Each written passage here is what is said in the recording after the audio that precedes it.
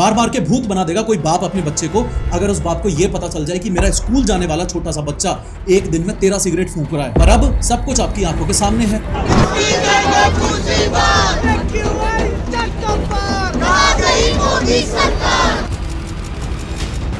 लेकिन हर बार की तरह शुरू से शुरू करते हैं। ये है ओस्लो शहर की इमेज। ओस्लो यूरोप की एक कंट्री नॉर्वे की कैपिटल सिटी है, लेकिन अब साइड बाय साइड रख के दिखाऊं तो ये है अपने देश की कैपिटल सिटी न्यू दिल्ली की इमेज। ओस्लो दुनिया की क्लीनेस्ट सिटी है, दुनिया में सबसे कम पॉल्यूशन वाला शहर, सिर्फ 6 AQI के साथ at the time of recording this video. और वहीं न्यू दिल्ली इस वीडियो को रिकॉर्ड करते वक्त दुनिया की मोस्ट पॉल्यूटेड सिटी है, कम से कम 500+ AQI के साथ। पर क्या हो गया? Why is this a big deal? भाई दिल्ली में सर्दियां शुरू हो गई है, इसलिए धुंध बढ़ गई है, इसलिए ना ही नीला आसमान दिख रहा है और ना ही रोड पे विजिबिलिटी है। तो इसमें इतनी बड़ी बात क्या हो गई? बड़ी बात यह है कि दिल्ली की ये धुंध या कोहरा जिसको हम फॉग समझ रहे हैं, वो असल में धुंध है ही नहीं। ये धुंध प्लस स्मोक का कॉम्बिनेशन है, जिसे स्मोक बोला जाता है। Smoke is equal to fog plus smoke. Smoke polluted होता है, फॉग क्लीन होता है, और दोनों मिलके स्मोक बनाते हैं जो डर्टी और हार्मफुल धुंध होती है। स्मोक के अंदर धुआं plus dust plus chemicals plus fog सब मिक्स हो जाते हैं। ये लंग्स में घुसकर सांस की दिक्कत, burning eyes, headache, asthma attacks और लॉन्ग टर्म में हार्ट और लंग्स भी डैमेज कर देता है। दिक्कत यह है कि इस स्मोक ने दिल्ली शहर को ढक लिया है, इंडिया की इस कैपिटल सिटी को एक जानलेवा गैस चैम्बर में कन्वर्ट कर दिया है, और डिसाइड किया है कि ये अपना असर ना ही तो एकदम तेजी से दिखाएगी और ना ही इंसान को इस तरीके से मारेगी कि लोगों को सब कुछ उनकी आंखों के सामने दिखाई दे। और जब आंखों के सामने लाइव डेडली इंपैक्ट होगा ही नहीं, तो लोगों के लिए इस एयर पॉल्यूशन में रहना एकदम आम बात हो जाएगी। इसलिए देश के हाईली एजुकेटेड नेता एयर पॉल्यूशन क्राइसिस को कभी नेशनल इमरजेंसी डिक्लेयर करेंगे ही नहीं। सिंपल, क्योंकि ये देखो, ये है पर्सन ए और ये है पर्सन बी। पर्सन ए 5 साल ओस्लो में रहता है और पर्सन बी 5 साल दिल्ली में रहता है। ये दोनों ही ना तो कभी स्मोक करते हैं और ना ही इन दोनों के लंग्स में कोई खराबी थी इनको इधर ओस्लो और दिल्ली में भेजने से पहले, यानी कि प्रेज्यूमेबली इन दोनों के फ्रेश पिंक लंग्स थे, जैसे एक न्यू बॉर्न के होते हैं। ओस्लो या दुनिया के किसी भी और एक्सीलेंट AQI वाले देश में रह के under all other ideal conditions इस पर्सन ए के लंग्स ऐसे ही फ्रेश पिंक रहेंगे, लेकिन बेचारे पर्सन बी के साथ दिल्ली में रहने की वजह से जो होगा वो आप अच्छे से जानते हो। कभी कभी मैं सोचता हूँ कि अगर ह्यूमन बॉडीज ट्रांसपेरेंट होती और दिल्ली में रहने वाले लोगों को उनके लंग्स दिख रहे होते, तो इन काले सड़े हुए लंग्स से खुद को बचाने के लिए कोई भी दिल्ली में रहता ही नहीं। सब दिल्ली छोड़ देते, चेरनोबिल की तरह हो जाता दिल्ली। बस हमें हमारे काले सड़े हुए फेफड़े दिख नहीं रहे हैं, इसलिए ऐसा लग रहा है कि सब सही है, जबकि असलियत यह है कि जिनको ये फेफड़े दिखते हैं वो तो साफ साफ शब्दों में कह रहे हैं कि भैया समय रहते दिल्ली छोड़ के भाग जाओ। अभी इसी महीने की स्टार्टिंग में जैसे ही दिल्ली का पॉल्यूशन और ज्यादा खराब होने लगा, तो एम्स के senior pulmonologist doctor Gopi Chand Khilnani ने साफ साफ बोला था कि हर कोई तो अफोर्ड नहीं कर सकता, पर अगर आप अफोर्ड कर सकते हो, अगर आप जा सकते हो, तो एटलीस्ट आने वाले 6 से 8 हफ्तों के लिए दिल्ली को छोड़ के कहीं अच्छी AQI वाली साफ हवा वाली जगह पर चले जाओ। अब हमें ये फेफड़े दिखें या ना दिखें, पर आर्टिफिशियल इंटेलिजेंस और एडवांस्ड मेडिकल इक्विपमेंट्स की हेल्प से डॉक्टर्स जब इन लंग्स का CT स्कैन और एक्सरे करके ये पता लगाते हैं कि निमोनिया, फाइब्रोसिस और लंग कैंसर जैसी जानलेवा बीमारियां होने की कगार पर हैं इतनी सारी जनता को, तब जाकर वो ऐसे बोल्ड स्टेटमेंट दे पाते हैं कि अभी भी टाइम है, दिल्ली छोड़ के भाग जाओ। आर्टिफिशियल इंटेलिजेंस लंग साउंड्स को एनालाइज करके रेस्पिरेटरी डिजीजेस डिटेक्ट करने में हेल्प करता है, प्लस आपके फेफड़ों का सीवियरिटी स्कोर समझने में हेल्प करके AI बताता है कि कितना % लंग डैमेज हो चुका है। सिर्फ मेडिकल फील्ड नहीं, AI आज के टाइम पे हर फील्ड को रिवॉल्यूशनाइज कर रहा है, चाहे एजुकेशन या लर्निंग हो, एंटरटेनमेंट या कंटेंट क्रिएशन हो, या फिर फाइनेंस ही क्यों ना हो। और ऐसे टाइम पे जब AI ही फ्यूचर है, तो AI को एज अ करियर ना चूज करना अपने पैर पे कुल्हाड़ी मारने जैसा है। अगर AI सीखने के लिए आप कंफ्यूज्ड हो, तो आपकी हेल्प करेगा स्केलर। स्केलर इंडिया का एक ऑनलाइन टेक एजुकेशन प्लेटफॉर्म है जो आपको डेटा साइंस और सॉफ्टवेयर रोल्स के लिए तैयार करता है, वो भी AI स्पेशलाइजेशन के साथ। इंस्ट्रक्टर्स के रूप में आपको सिखाने के लिए स्केलर पे मिलेंगे industry experts from top notch companies और उनसे 1-on-1 मेंटरशिप। इसके साथ साथ स्टूडेंट्स को एक्सेस मिलता है स्केलर AI कंपेनियन का, जो कि एक AI टूल है जो स्केलर स्टूडेंट्स को डाउट क्लियरेंस और step by step problem solving में मदद करता है, वो भी 24/7। स्केलर आपको unlimited AI powered mock interviews करने का ऑप्शन देता है जो रियल वर्ल्ड मांग इंटरव्यूज पे ट्रेंड हैं, और 100+ कैपस्टोन प्रोजेक्ट्स के साथ ये भी सिखाते हैं कि YouTube जैसे बाकी प्लेटफॉर्म्स आखिर काम कैसे करते हैं। मोरोवर स्केलर का AI पावर्ड रिज्यूमे बिल्डर आपको एक्शनेबल फीडबैक और इंसाइट्स देके आपके रिज्यूमे को और शार्प बनाने में हेल्प करता है। स्केलर आपको प्लेसमेंट असिस्टेंस भी प्रोवाइड करता है। सबसे बेस्ट बात यह है कि EMI ऑप्शंस की वजह से सब कुछ इजीली एक्सेसिबल है। लिंक मैंने डिस्क्रिप्शन में डाल दिया है, अभी की अभी जाकर स्केलर की free live master class join करो। खैर, अगर तुम्हारे अंदर अंधा ऑप्टिमिज्म फूट रहा है और तुम भी यही सोच रहे हो कि थोड़ा इंतजार कर लेता हूं, कुछ समय में सरकार सब सही कर देगी। कर तो रहे हैं इतने सारे यूट्यूबर्स और इन्फ्लुएंसर्स इस मुद्दे पे बात, और डेली ये चीज न्यूज में भी आ रही है, तो सरकार कुछ ना कुछ स्टेप तो ले ही रही होगी। कुछ ही दिनों में आसमान भी साफ हो जाएगा, वगैरह वगैरह। ऐसा है तो पर्सनली मैं तुम्हें खुद बता दूं कि तुम एक ब्लाइंड स्पॉट में जी रहे हो। इसे बीइंग ऑप्टिमिस्टिक नहीं, बीइंग बेवकूफ बोला जाता है। एयर पॉल्यूशन के मुद्दे को खुद की पर्सनल रिस्पॉन्सिबिलिटी मान के चलो। सरकार जो करेगी उसमें कितने साल लग जाएंगे वो तुम्हें ऑलरेडी पता है, क्योंकि सरकार का अगर सच में कुछ करने का मन होता तो ये लोग उसे दिल्ली में सबसे पहले तो नेशनल इमरजेंसी डिक्लेयर करते, पार्शियल लॉकडाउन लगाते, प्रेस कॉन्फ्रेंस करते और जनता के सामने आके स्टेप बाय स्टेप बताते कि ये क्या कदम उठा रहे हैं जिससे पॉल्यूशन पे कंट्रोल पाया जाएगा। ये सब करने की बजाय ये तो खुद दबा के एयर प्योरीफायर्स ऑर्डर कर रहे हैं और अपने ऑफिसों और घरों में लगा के अपनी पर्सनल हवा शुद्ध कर रहे हैं बस। रिसेंटली गवर्नमेंट ऑफिसेस जिनमें इनकम टैक्स ऑफिस भी शामिल है, उन्होंने 50 एयर प्योरीफायर्स ऑर्डर किए हैं। एनबीसीसी वालों ने 80 लगवा भी लिए। ऑस्ट्रेलिया, पोर्चुगल और न्यूजीलैंड हाई कमीशन और एम्बेसी वाले अपने अपने एयर प्योरीफायर्स अलग लगवा रहे हैं। एनवायरमेंट मिनिस्टर प्रकाश जावड़ेकर, राष्ट्रपति, प्रधानमंत्री, एमएलएज, एमपी, सारे के सारे नेताओं को सबको बढ़िया फुल शुद्ध हवा मिल रही है एयर प्योरीफायर्स की मदद से। बस ऐसी तैसी हो रही है तो उस आम आदमी की जैसे जहरीली हवा में भी बाहर जाके काम करना ही पड़ेगा। सेम प्रॉब्लम स्कूल जाने वाले बच्चों के साथ भी है, इन्हें भी इसी जहरीली हवा में सांस लेनी पड़ रही है। But there is a catch, air pollution की वजह से एक फुली ग्रोन एडल्ट की बॉडी पर जो इम्पैक्ट होता है वर्सेस इन छोटे छोटे स्कूल गोइंग बच्चों की बॉडी पर जो इम्पैक्ट होता है, इन दोनों केसेस में बहुत बड़ा डिफरेंस है। मैक्सिमम पेरेंट्स को ये पता ही नहीं है कि एडल्ट्स के कंपैरिजन में पर केजी बॉडी वेट के हिसाब से बच्चे ज्यादा एयर ब्रीथ करते हैं। इसका मतलब ये हुआ कि उन छोटे छोटे फ्रेश और डेवलपिंग लंग्स में कंपैरेटिवली ज्यादा जहर घुस जाता है। आसान भाषा में इसे ऐसे समझ लो कि अगर एक एडल्ट 700 AQI की जहरीली हवा में सांस ले रहा है तो उसी जगह ये बच्चे मान के चलो कि 1400 AQI की जहरीली हवा में ही सांस ले रहे हैं। तो इसमें कोई दो राय नहीं है कि बच्चों को दुगना डैमेज हो रहा है। फिलहाल दिल्ली में जो AQI हो रखा है उस जहरीली हवा में सांस लेने का मतलब है कि जो डैमेज आपके लंग्स को एक दिन में 13 सिगरेट पीने से होता, वो डैमेज दिल्ली में एक दिन की इस खतरनाक हवा से हो रहा है। मार मार के भूत बना देगा कोई बाप अपने बच्चे को,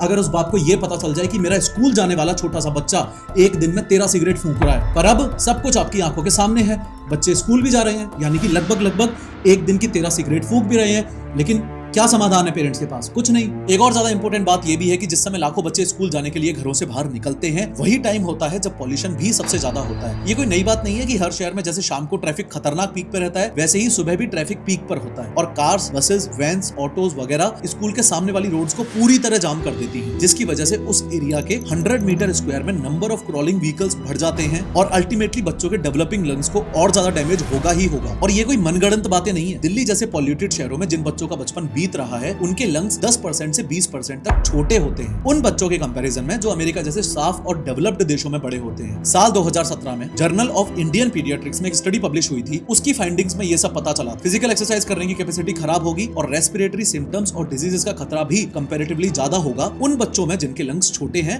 एकदम ऑब्वियस सी बात। और सोचो, आप और मैं इस बात पर चर्चा अब कर रहे हैं जब स्टडीज के अनुसार दिल्ली में रहने वाले 22 लाख स्कूल गोइंग बच्चों में पहले ही इरिवर्सिबल लंग डैमेज हो चुका है। This is a national emergency. आप ऑलरेडी लेट हो। हम बच्चों को स्कूल क्यों भेजते हैं? रट्टाफिकेशन के लिए नहीं ना। एक समझदार पेरेंट का अल्टीमेट गोल होता है कि बच्चे की थिंकिंग एबिलिटी और कॉग्निटिव फंक्शन इंप्रूव हो, लेकिन स्टडीज तो कुछ और ही बोल रही हैं। स्टडीज के हिसाब से एयर पोल्यूशन में बच्चों को स्कूल भेजकर आप उन्हें डम कर रहे हो। ह्यूमंस की कॉग्निटिव इंटेलिजेंस पर ह्यूज नेगेटिव असर पड़ता है और दिल्ली जैसे डेंजरस एयर पोल्यूशन लेवल्स में बच्चों की थिंकिंग एबिलिटी पोल्यूशन की वजह से और ज्यादा कमजोर हो जाती है। अगर life long lung damage versus learning में से कोई एक चूज करना हो तो मुझे नहीं लगता कि इस दुनिया में कोई भी माँ बाप ऐसा होगा जो लाइफ लॉन्ग लंग डैमेज अपने बच्चे के लिए चूज करेगा। इसी लॉजिक से एक पॉसिबल समाधान यहाँ ये निकलता है कि जब तक शहर में AQI ठीक नहीं हो जाता तब तक दिल्ली के सारे स्कूल्स को बंद कर दो। पर दिल्ली में स्कूल्स शटडाउन होने चाहिए या नहीं, इस मामले पे भी पेरेंट्स दो कैटेगरीज में डिवाइडेड हैं और मैं मानता हूं कि ये दोनों कैटेगरीज में अलग अलग डिवाइड होना अपनी जगह पे बहुत सही है। खतरनाक एयर पोल्यूशन से बच्चों को बचाने के लिए स्कूल्स बंद कर देना एक पॉसिबल समाधान हो सकता है, पर ये सभी बच्चों के लिए समाधान है ये कहना गलत है, क्योंकि ये समाधान असल मायने में सिर्फ तब है जब ये दोनों कंडीशंस मीट हों। कंडीशन नंबर 1, स्कूल शटडाउन करने के बाद बच्चा जब घर पर है तो वो अपने कमरे से बाहर ही ना निकले, वो बिल्कुल भी बाहर ना जाए और सुबह शाम अपनी गली या सोसाइटी के बच्चों के साथ भी ना खेले, क्योंकि अगर वो घर से बाहर निकला तो वो सोसाइटी या गली में खेले या स्कूल के प्लेग्राउंड में खेले, एयर पोल्यूशन से डैमेज वही होगा, फर्क कुछ भी नहीं पड़ता। इसलिए सिर्फ स्कूल शटडाउन करने का कोई लॉजिक नहीं है। कंडीशन नंबर 2, स्कूल शटडाउन होने के बाद बच्चा जिस कमरे में है उस कमरे में एयर प्योरीफायर होना चाहिए ताकि उस पर्टिकुलर रूम का पोल्यूशन कंट्रोल किया जा सके। अगर उसके रूम में एयर प्योरीफायर नहीं है तो इससे क्या फर्क पड़ता है कि वो घर के रूम में है या क्लास रूम में? बच्चे का एक्सपोजर तो इस जानलेवा पोल्यूशन में हो ही रहा है। अगर ये दोनों कंडीशंस मीट नहीं होती हैं तो दिल्ली में स्कूल्स बंद किए जाएं या ना किए जाएं कोई फर्क नहीं पड़ता, क्योंकि सोचकर देखो कितने घर ऐसे होंगे जहां स्कूल गोइंग बच्चों के लिए घरों में एयर प्योरीफायर्स होंगे। और उससे भी ज्यादा जरूरी सवाल यह है कि लोअर मिडिल क्लास फैमिलीज और मिडिल क्लास फैमिलीज क्या सभी एयर प्योरीफायर अफोर्ड कर सकते हैं? और जब स्कूल बंद होता है तो क्या बच्चे सिर्फ घर में ही रहते हैं? नहीं ना, बच्चे बाहर घूमते ही रहते हैं। और अगर वो एयर प्योरीफाइड रूम से बाहर निकलते हैं तो स्कूल्स बंद हो या चालू हो इससे कोई फर्क नहीं पड़ता। मुझे लगता है कि इसका एक पॉसिबल समाधान ये है कि देश के नेता थोड़ी सी शर्म करके कुछ समय के लिए करप्शन ना करें। हमेशा के लिए तो इन भ्रष्ट नेताओं से एक्सपेक्टेशन है भी नहीं, लेकिन अगर कुछ महीनों के लिए ये थोड़ी सी शर्म करके करप्शन ना करें और उस पैसे से सभी गवर्नमेंट स्कूल्स में अगर एयर प्योरीफायर लगवा दें, तो जिन 6-7 घंटों के लिए बच्चे बेचारे स्कूल में रहते हैं, उतने समय के लिए उन छोटे छोटे बच्चों के फेफड़ों को बचाया जा सकता है। अगर कैलकुलेट करो तो किसी स्कूल के पूरे 60 कमरों में भी लैब्स और क्लासरूम वगैरह सब मिला के अगर देखा जाए तो यह खर्चा टोटल सिर्फ 12 लाख रुपए का है। और अगर दिल्ली सरकार के अंडर आने वाले सभी 1230 सरकारी स्कूलों में यह चीज इंप्लीमेंट कर दी जाए तो यह टोटल खर्चा मिला के सिर्फ और सिर्फ 150 करोड़ रुपए का है। सिर्फ 150 करोड़ रुपए। जिस हिसाब से दिल्ली का एयर पॉल्यूशन का बजट है और जिस हिसाब का टैक्स हम लोग देते हैं, उस हिसाब से ये पैसा कुछ भी नहीं है। अरे ये तो अपने देश का मिनिमम बेसिक करप्शन अमाउंट है यार। इतने मिनिमम अमाउंट से तो हमारे देश में करप्शन स्टार्ट होता है। सिमिलरली गवर्नमेंट को ऑर्डर निकालना चाहिए कि जितने भी प्राइवेट स्कूल्स हैं, सभी प्राइवेट स्कूल्स को हर क्लासरूम और हर लैब में एयर प्योरीफायर लगाना मैंडेटरी हो। अब ये मत बोलना कि जिन प्राइवेट स्कूल्स ने ऐसी खतरनाक लूट मचा रखी है, उनके पास 12-15 लाख रुपए के एयर प्योरीफायर इंस्टॉल करवाने के भी पैसे नहीं है। ये बात सच है कि ऐसा खतरनाक पॉल्यूशन जो हो रखा है, उसमें इन बेचारे बच्चों की कोई गलती नहीं है। और ना ही सभी स्कूल्स में एयर प्योरीफायर मैंडेटरी कर देने से कोई परमानेंट सॉल्यूशन बन जाता है। पर सिचुएशन सच में इतनी खराब है कि अपने पूरे 24 घंटों में से जितने ज्यादा घंटे तुम एयर प्योरीफायर में बिता सको, उतना ज्यादा तुम्हारे लिए बेहतर है। एक ठीक ठाक सा कदम सरकार ने यह भी लिया है कि at the time of recording this video काफी स्कूल्स को हाइब्रिड मोड पर डाल दिया है। इस हाइब्रिड मोड से पेरेंट्स को चॉइस मिली है। जिन पेरेंट्स को ऐसा लगता है कि उनके बच्चे घर पे ज्यादा सेफ हैं, घर पे एयर प्योरीफायर भी हो और वो बच्चे एयर प्योरीफायर से बाहर भी ना निकलें, तो कृपया करके वो पेरेंट्स अपने बच्चों को घर पे ही रखें, स्कूल ना भेजें। और जिन पेरेंट्स को लगता है कि हम एयर प्योरीफायर अफोर्ड नहीं कर सकते, बच्चे घर में रहें या स्कूल में रहें, हवा एक जैसी ही मिलेगी, वो अपने बच्चों की एजुकेशन डिस्टर्ब मत करो, वो अपने बच्चों को स्कूल भेज दो। बस यही है सरकार का final decision, at least at the time of recording this video, schools को लेके। अब बच्चों को तो तुम हाइब्रिड मोड पर डालकर घर पर रोक सकते हो, पर इनका क्या करोगे? ऐसा लग रहा है कि ये दिल्ली के मॉर्निंग रनर्स खुद हाइब्रिड बन चुके हैं, आधा इंसान और आधा एयर प्योरीफायर। आई मीन सच में, अगर कोई भी इंसान पुअर AQI होने के बाद भी घर से बाहर निकल रहा है, तो वो अपने एनवायरनमेंट के लिए एक एयर प्योरीफायर जैसा ही काम करता है। नॉर्मली बैठा हुआ या चलता हुआ इंसान भी जब ऐसी जहरीली हवा में सांस लेता है, तो वो डेंजरस पॉल्यूशन पार्टिकल्स को अपने फेफड़ों में जमा करके एनवायरनमेंट की क्लीनलीनेस में मदद करता है और एक जीते जागते एयर प्योरीफायर की तरह काम करता है। लेकिन ये लोग जो 500+ AQI जैसे जानलेवा और घातक पॉल्यूशन में रनिंग करके अपने फेफड़ों में ज्यादा से ज्यादा पॉल्यूटेंट पार्टिकल्स भरकर एनवायरनमेंट को क्लीन करने में मदद कर रहे हैं ना, ऐसे महान लोगों को अगर आप अभी के अभी वीडियो पॉज करके सल्यूट ना करो, तो मुझे आपके एक सच्चे देशभक्त होने पर शक होने लगेगा। इन लोगों के लिए एक सल्यूट तो बनता ही है यार। इनसे ज्यादा फिटनेस फ्रीक और कौन हो सकता है? ये हेल्दी होने के लिए बाहर जॉगिंग करने आए हैं, लेकिन और ज्यादा अनहेल्दी होकर घर वापस पहुंचेंगे। सही मायने में इवन माइल्ड पॉल्यूशन में भी जॉगिंग करना स्टुपिडिटी है, क्योंकि इस कचरे को इनहेल करने के लिए आपके लंग्स और ज्यादा मेहनत करते हैं और ज्यादा से ज्यादा कचरा इनहेल करने के बाद आपकी पूरी बॉडी में डिस्ट्रीब्यूट करते हैं। But on a serious note, look at the pathetic condition of this country. पूरे चांसेस हैं कि इन लोगों को इस बात का अंदाजा ही नहीं है कि जिस 500+ AQI में ये लोग जॉगिंग कर रहे हैं, उसकी सीवियरिटी कितनी ज्यादा है। ये लैक ऑफ अवेयरनेस का एक सॉलिड एग्जांपल है। ये लैक ऑफ अवेयरनेस ही तो है जिसका फायदा उठाकर सरकार पॉल्यूशन मॉनिटरिंग स्टेशंस पे पानी छिड़क के कैसे भी करके AQI की रीडिंग्स को दबाने की कोशिश कर रही है। जो दिखता है सो बिकता है और उसी की ही बात होती है। पर पॉल्यूशन ना ही तो आंखों से दिखता है और ना ही कोरोना की तरह ये इंस्टेंटली इंसान की जान लेता है। इसलिए इसकी बात और एक्शंस उस लेवल के नहीं लिए जा रहे जिस लेवल के कोरोना के टाइम पे लिए थे, क्योंकि वहां इंस्टेंट मौतें हो रही थी। जबकि एयर पॉल्यूशन की वजह से भले ही इंस्टेंट मौतें ना हो रही हो, पर ये बॉडी को धीरे धीरे अंदर से मार रहा है, क्योंकि ये पूरा का पूरा डैमेज धीरे धीरे करके इकट्ठा होता जा रहा है और एक दिन हम सबको इसका हिसाब चुकाना ही पड़ेगा। पर पॉल्यूशन दिखता क्यों नहीं है और पॉल्यूशन एग्जैक्टली है क्या? जब कभी भी AQI यानी कि एयर क्वालिटी इंडेक्स की बात होती है, यानी कि इस बारे में बात होती है कि आपके आसपास की हवा कितनी शुद्ध है और कितनी नहीं, तो आपने एक टर्म बहुत बार देखा और सुना होगा, PM2.5। But what exactly is PM2.5? इस टर्म में PM का मतलब है पार्टिकुलेट मैटर और 2.5 उस पार्टिकल के साइज को डिनोट करता है। PM यानी कि पार्टिकुलेट मैटर का मतलब सिंपली ऐसे समझो, हम कहीं भी मौजूद हों, अपने घर में या ऑफिस या क्लासरूम में या सड़क पे या दुकान पे, कहीं भी हमारे आसपास हमेशा ही हद से ज्यादा छोटे छोटे पार्टिकल्स मौजूद होते हैं जो हवा में तैरते रहते हैं पर हमें दिखाई नहीं देते। ये पार्टिकल्स सॉलिड या लिक्विड कुछ भी हो सकते हैं पर माइक्रोस्कोपिक होते हैं। इन्हीं पार्टिकल्स को पार्टिकुलेट मैटर कहा जाता है। ये पार्टिकुलेट मैटर गाड़ियों के स्मोक से, फैक्ट्रीज के पॉल्यूशन से, कहीं भी अगर कंस्ट्रक्शन हो रहा है तो वहां की डस्ट से, दिवाली के पटाखों से, रोडों के किनारों पे जमी हुई धूल से, कचरा जलाने से या सिगरेट के धुएं वगैरह से आते हैं। और PM2.5 में 2.5 का मतलब यह है कि इन पार्टिकल्स का साइज 2.5 माइक्रोमीटर्स या उससे छोटा होता है। विजुअलाइजेशन के लिए इसको ऐसे समझो कि ये PM2.5 पार्टिकल है, इसके ऊपर मैं एक और रख देता हूं, फिर एक और रख देता हूं, फिर एक और रख देता हूं, और ऐसे करते करते टोटल जब 30 PM2.5 पार्टिकल्स रख दूंगा तो ऐसे 30 PM2.5 पार्टिकल्स मिलके अपने बालों के डायामीटर के बराबर हो पाएंगे। लंबाई नहीं, डायामीटर। इतने ज्यादा छोटे होते हैं ये पार्टिकल्स। और इतने ज्यादा छोटे होने की वजह से ही हमारे जो नोज हेयर्स होते हैं वो इन पार्टिकल्स को पकड़ ही नहीं पाते और ये पार्टिकल्स सीधा जाके फेफड़ों के अंदर घुस जाते हैं और कुछ पार्टिकल्स तो ब्लड तक पहुंच जाते हैं, शरीर को भारी नुकसान भी पहुंचाते हैं। इसलिए ही AQI की बात करते वक्त PM 2.5 को दुनिया भर में सबसे डेंजरस पॉल्यूशन माना जाता है, क्योंकि जितना छोटा पार्टिकल होगा उतनी ही आसानी से फेफड़ों तक पहुंच के उनको सड़ा गला के काला कर देगा। लेकिन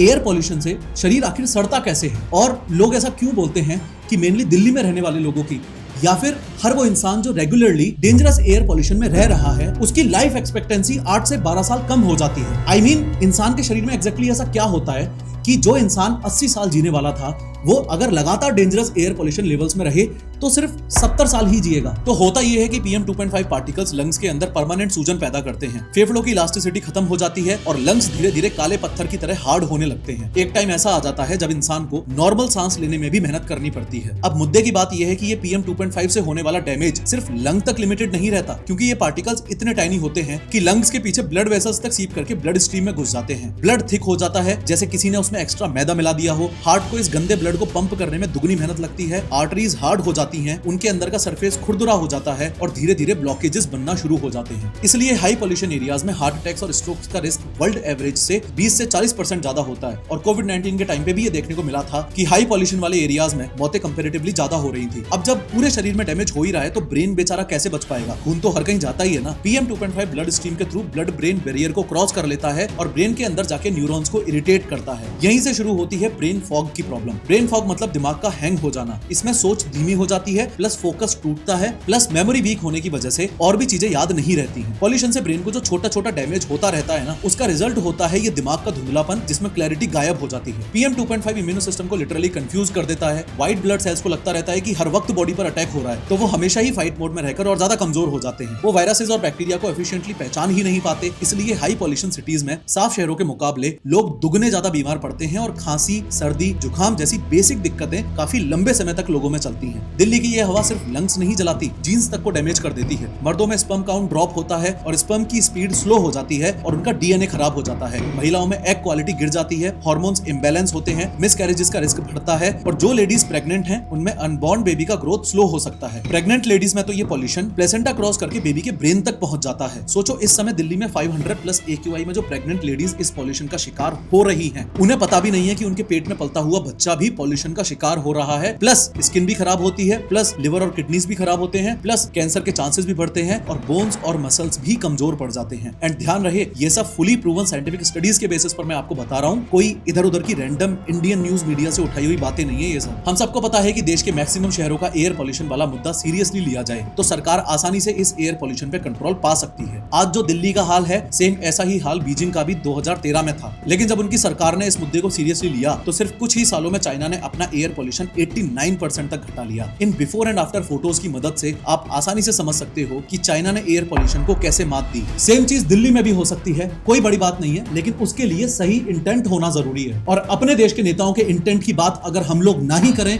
तो ज्यादा बेहतर है। आप लोग अच्छे से जानते हो कि करप्शन किस लेवल पर है। तो मेरी बात मानो, सरकार के भरोसे अपनी, अपने घर वालों की, अपने बच्चों की जिंदगी खतरे में मत डालो। गवर्नमेंट क्या करेगी, कब करेगी, कैसे करेगी, हमें नहीं पता। इसलिए एयर पॉल्यूशन को अपनी पर्सनल रिस्पॉन्सिबिलिटी समझ के ये जो आगे स्टेप्स मैं आपको कुछ कुछ बता रहा हूं, उन स्टेप्स को एक्चुअली फॉलो करो। प्रिकॉशन नंबर 1, सबसे पहले तो अपने एक्सरसाइज का टाइमिंग शिफ्ट करो। सर्दियों में सुबह 5 से 10 बजे तक पॉल्यूशन सबसे ज्यादा होता है। इस टाइम पर रनिंग, जॉगिंग और एक्सरसाइज करने का मतलब है अपने लंग्स को वैक्यूम क्लीनर बना के PM 2.5 पार्टिकल्स को अंदर खींचना। दोपहर में AQI थोड़ा बेटर होता है तो कोशिश करो कि एक्सरसाइज तब की जाए। दिल्ली की हवा में जो PM 2.5 है उसको सर्जिकल मास्क और कॉटन मास्क बिल्कुल भी नहीं रोक सकते। तो ये सब फालतू के मास्क का यूज करके खुद को झूठी तसल्ली मत दो। सिर्फ और सिर्फ N95, KN95 या FFP2 टाइप के मास्क ही यूज करो, क्योंकि ये 60 to 80% पार्टिकल्स को रोक लेते हैं। प्रिकॉशन नंबर 3, अगर बजट है तो अच्छे से एयर प्योरीफायर्स घर में जरूर लगाओ। और अगर बजट बहुत ज्यादा टाइट है तो सिर्फ बेडरूम में ही एयर प्योरीफायर्स लगाओ, क्योंकि आप वहां 8 से 9 घंटे रहते हो। किसी की बातों में आके ऐसा लल्लू सा एयर प्योरीफायर मत खरीद लेना, बल्कि HEPA H13 या H14 प्योरीफायर लेना जिसका CADR 300 से 400 प्लस हो। Precaution number 4,